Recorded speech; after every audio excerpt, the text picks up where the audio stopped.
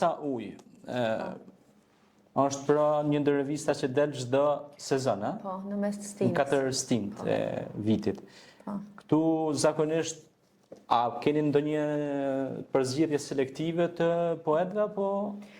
Nuk është që vendosim kriteret të nolta për me kam pjesë e revistës, tash jo dhe me dërgu poezi me ChatGPT, se kemi edhe raste të tilla. Mirë, po mundohemi me i dhënë hapësirë së mos të trive, mundohemi me i dhënë hapësirë, unë edhe vetë kom nisë fillet e mia në revistë dhe pjesa tjetër e ekipës që na funksionojmë bashkë.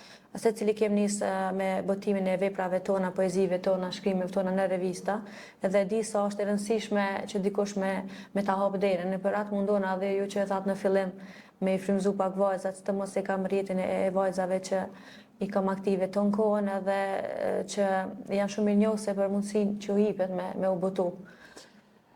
Po kemi prej profesorëve të ndryshëm, fushave të ndryshme, fetare, jo fetare, se paka shumë, veç pëse është koncepti i ujit, unë e kam po të arsyshme me lanë qeshmen edhe rrjedhen, sepse kjo ka një kuptim pak më të thellë, po masa nuk po e kupton aq sa duhet, edhe pe merr një konotacion tjetër, mirë po revista ka karakter letrar, kulturor edhe historik.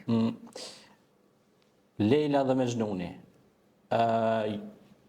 Unë kam lexuar në shumë, do thot edhe Hafiz Ali Kurç ka shkruar për këtë temë, edhe Naim Frashëri, ndikimet e mëdha që kanë qenë edhe tek rilindasit tonë, edhe Vexhibu Aroja dhe studiues të ndryshëm kanë shkruar për këtë tematikë, çështjen e dashurisë së Leilës dhe Mejnunit. E shoh se edhe ju e keni potencuar, ju tash i bën që jeni neo, apo?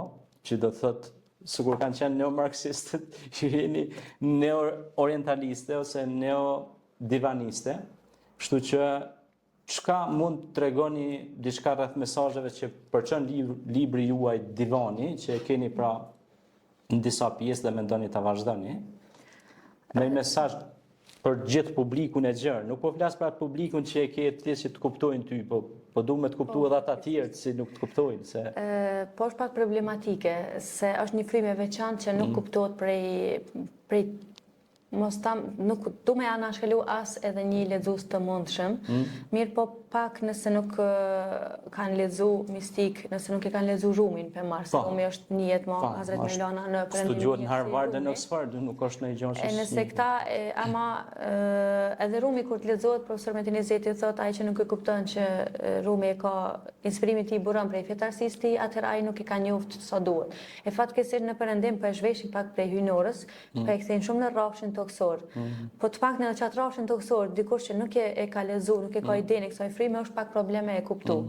Mirë po, si do kudo, e merr një pasqyrë që tash një hyjnore, poezi masi ilahi në frymën fetare, mirë po ka gjana pak më thella që unë mundona me i përçu, zakonisht janë ato në për cilat unë kaloj, edhe pika kryesore është tashnia për Realisht ju si pasus të Mesnevis, Mevlanës, realisht ju gjithmonë e keni sulmue diktaturën.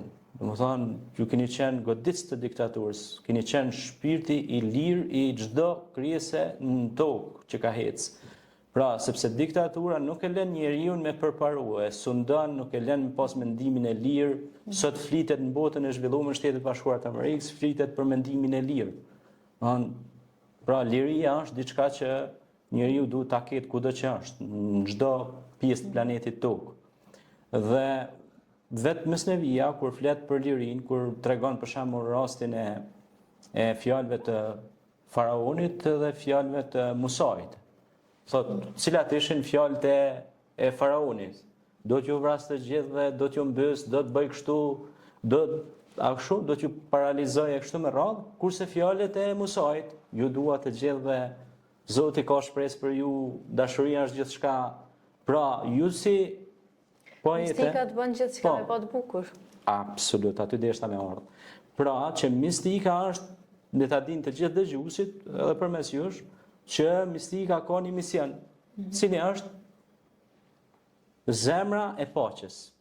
Dhe harp, pra, që është zemra e paqes, e begatisë, e mirësisë, që njerëzit me konë më të dashur me njëri tjetrin, me konë më të afrueshëm me njëri tjetrin, Prandaj ne sot më shumë se kur kena nevojë, jo vetëm si popull shqiptar, po mbar planeti tokë ka më shumë nevojë për me pas dashuri mes njëri tjetrit, me largu urrëtitjen, ndasit, gjërat e cilat e çojnë njeriu në stres, në depresion, në ankth, në vujtje. Prandaj kur lexohet divani t'jep një qetësi edhe t'jep një afërsi edhe me familjen, me nanën, me motrën, me vllaun, Ndryshon këndvështrimi për çdo gjë, mandej edhe bëhet kuptimi përjetimi i Zotit brenda teje, i hakut është pak më ndryshe. Se ndonjëherë mos t'i them dietari i Istanbulit, tash që vetë ka ndru jetë, thot ka njerë thot na çaq që tutmi prej Zotit, që e paraqesim në shkus, po. Thot na harrojmë me dasht Zotin. Kështu që mendoj që kjo rruga e mistikës pak a shumë na bën me pa Zotin më shumë si dashni.